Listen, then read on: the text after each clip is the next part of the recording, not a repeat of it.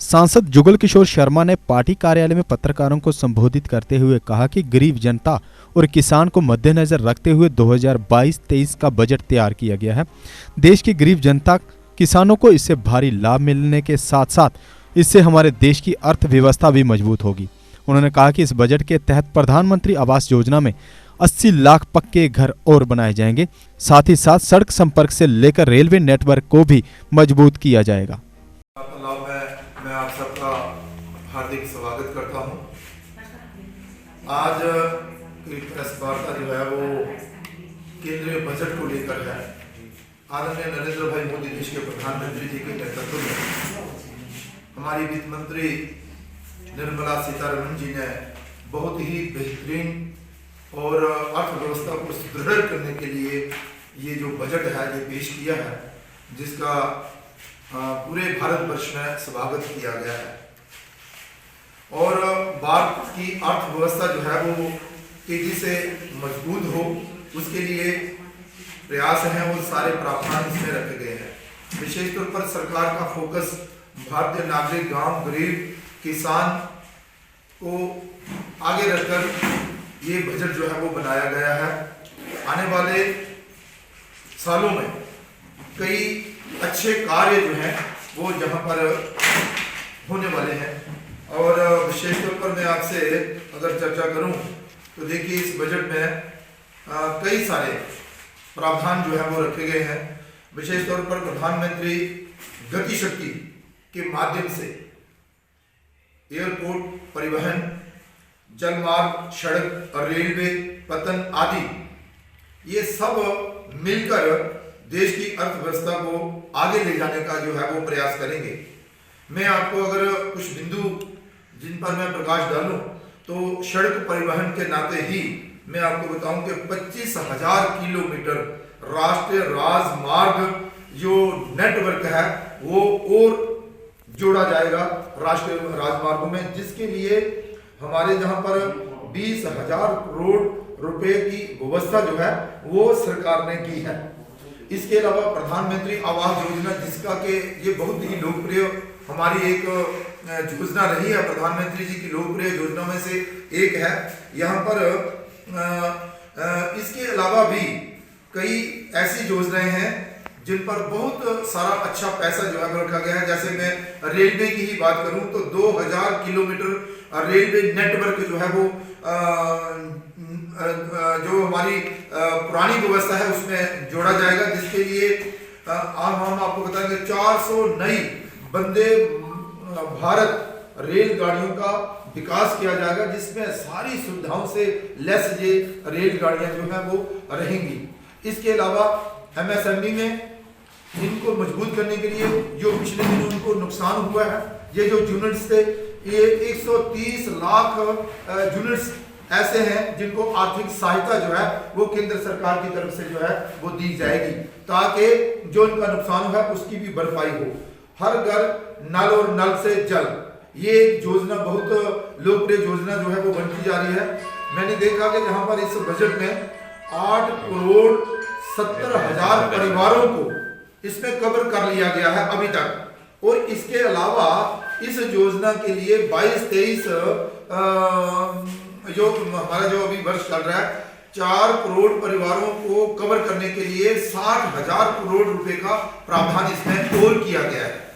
इसके अलावा भी अगर मैं आपसे बात करूं तो कई ऐसे प्रधानमंत्री आवास योजना, चाहे वो शहरी हो चाहे वो विकास हो, उसके लिए गांव और गरीब और किसानों के लिए जो योजना बनाई गई थी, इसमें 80 लाख नए मकान जो है वो बनाए जाएंगे और इसके लिए 48,000 करोड़ रुपए का आवंटन जो है वो इस जो अपनी बजट है इसमें रखा गया है। और विशेष तौर पर जम्मू कश्मीर के लिए भी इस बजट में 35,581 करोड़ रुपए का आवंटन जो है वो किया गया है।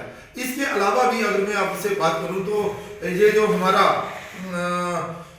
प्रधानमंत्री विकास योजना शुरू की जाएगी और ग्रामीण क्षेत्र में भी और शहरी क्षेत्रों में भी बड़े सारे ऐसे कार्य हैं जो कि किए जाएंगे।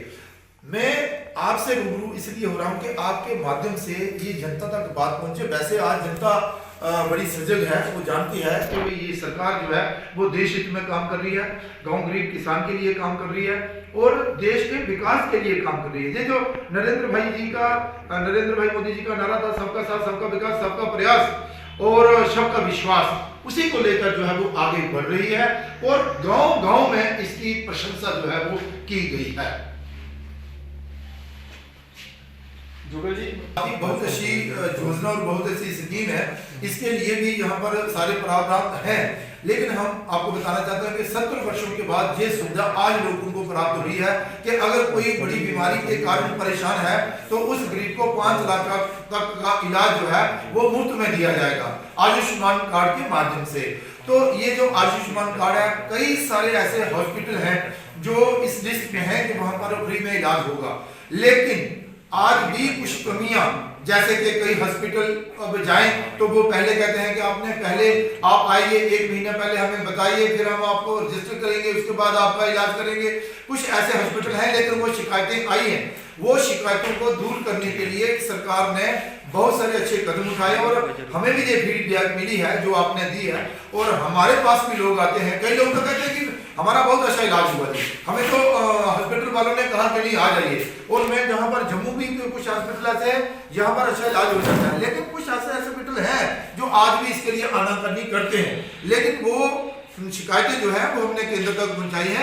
मुझे लगता है कि आस्ता आस्ता ये जो शिकायतें हैं ये भी दूर हो जाएंगी और लोगों को इसका सही महीने में सही समय पर लाभ जो है वो मिलेगा। शिकायतें आती हैं, हॉस्पिटल्स को चिन्हित करके हमने ये बात जो है वो सरकार तक पहुंचाई है और सरकार द्वारा उन हॉस्पिटल तक ये मैसेज पहुंच गया है कि अगर आप इस तरह से लोगों को परेशान करेंगे तो आप पर कार्रवाई की जाएगी, ऐसा केंद्र सरकार की तरफ से आया है।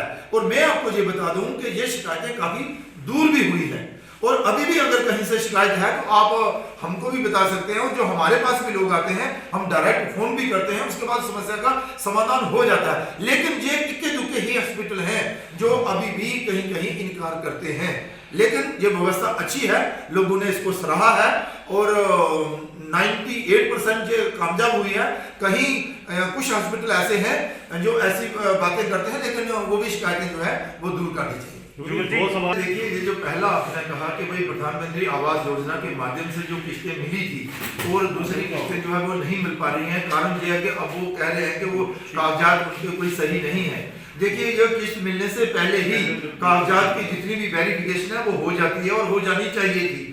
अगर किसी अधिकारी की वजह से बिना कागज देखे अगर वो किसी को कोई ऐसा केस दिया गया है तो मुझे लगता है कि वो उस अधिकारी का जो जिम्मेवारी है कि अब उसको दूसरी किस्त भी मिलनी चाहिए। वो गांव का रहने वाला या शहर का जो गरीब आदमी है उसका कसूर नहीं है।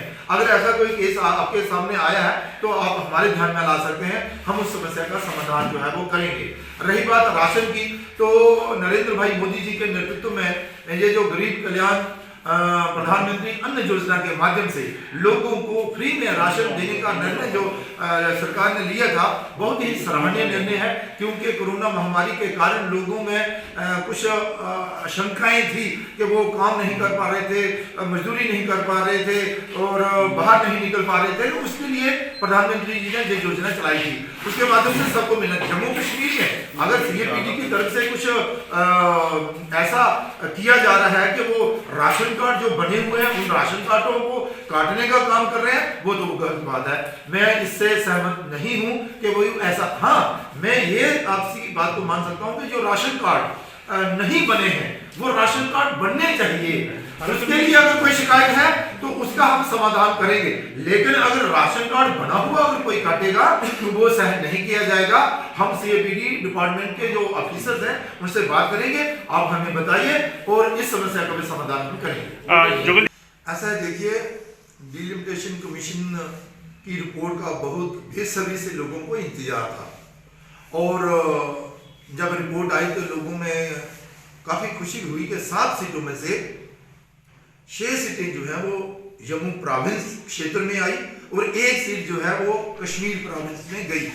और ये डिलिमिटेशन कमीशन ने इंसाफ किया है हमें बड़ी देर के बाद ये इंसाफ जो है वो मिला है। जो हमारा हक था जम्मू के लोगों का, वो जम्मू के लोगों को मिला। जो कश्मीर घाटी के लोगों का हक था, वो कश्मीर घाटी के लोगों को मिला। अब रही बात कि जो ड्राफ्ट आया है, ड्राफ्ट रिपोर्ट आई है, उसमें जो कॉन्स्टिट्यूंसीज बनाई है, जो उनका परिसीमन किया गया, हदबंदी की गई है, तो उसमें लोगों को नाराजगी है कि भाई इस क्षेत्र का जो हिस्सा था वो इसमें डाल दिया गया और इस क्षेत्र का हिस्सा इसमें डाल दिया गया।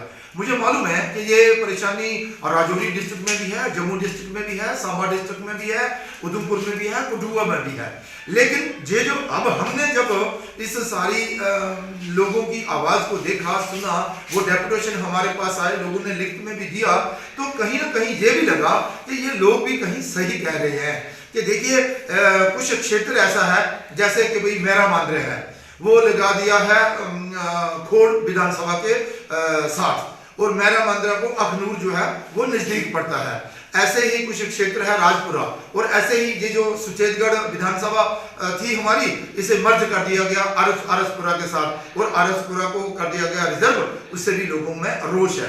तो इन सारी चीजों पर विचार करने के बाद हम अभी अपने ऑब्जेक्शन जो है वो फाइल करेंगे, इन सब बातों का जिक्र करेंगे और चाहेंगे कि भाई ये जो लोगों के साथ बेइंसाफी हुई है, उस बेइंसाफी को दूर करते हुए उनके साथ इंसाफ हो।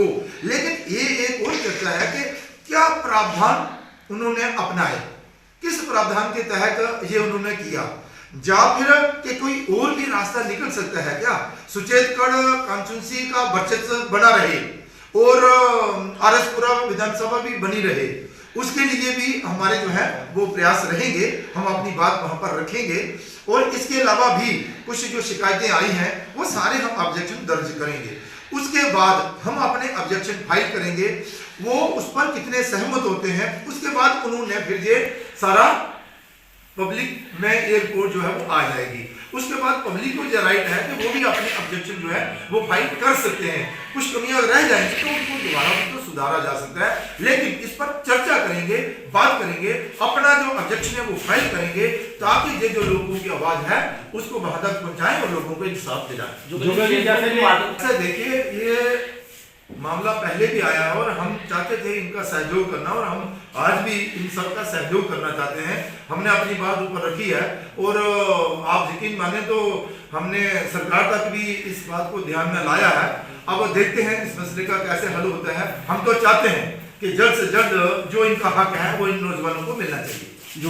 बिल्कुल सही कहा आपने, ये बिल्कुल सही कहा कि आज अगर कहीं नौजवान किसी को स्वरोजगार लेना हो तो उसे बैंक के पास जाना पड़ता है, और ये नरेंद्र भाई मोदी जी की सरकार ने प्रावधान रखा है कि बैंक बाध्य हैं वो ऋण देंगे। अगर कहीं कोई बैंक मना करता है तो आप उन्हें पूछ सकते हैं कि कारण क्या, आप लिख के दीजिए कि भाई हम आपको ऋण नहीं दे सकते, क्या कारण है, क्यों नहीं देंगे। ये व्यक्ति अपना काम खड़ा करना चाहता है, अपने साथ साथ 4 लोगों को और रोजगार देना चाहता है। सरकार चाहती है इस नौजवान का हम सहयोग करें, और बैंक अगर मना करे तो इसमें बैंक जो है वो दोषी पाया किया तो हमारे आप ध्यान में ला सकते हैं। हमारी एक दिशा की मीटिंग रहती है, उसमें लीडिंग बैंक को हम बुलाते हैं, और अगर कहीं ऐसे कुछ केस हैं तो आप हमारे ध्यान में लाएं, हम उस शिकायत को भी दूर करेंगे, उन नौजवानों के साथ इंसाफ और न्याय दिलाने का पूरा प्रयास करेंगे। बहुत वार्ता में आए, आप सबका बहुत बहुत धन्यवाद। जीके अपडेट रहे हमारे साथ। अगर आप ये वीडियो YouTube पर देख रहे हैं तो हमारे YouTube चैनल को सब्सक्राइब करें और बेल आइकन को क्लिक करें। अगर आप ये वीडियो Facebook पर देख रहे हैं तो हमारा Facebook पेज लाइक जरूर करें। For advertisement please contact 7051091811।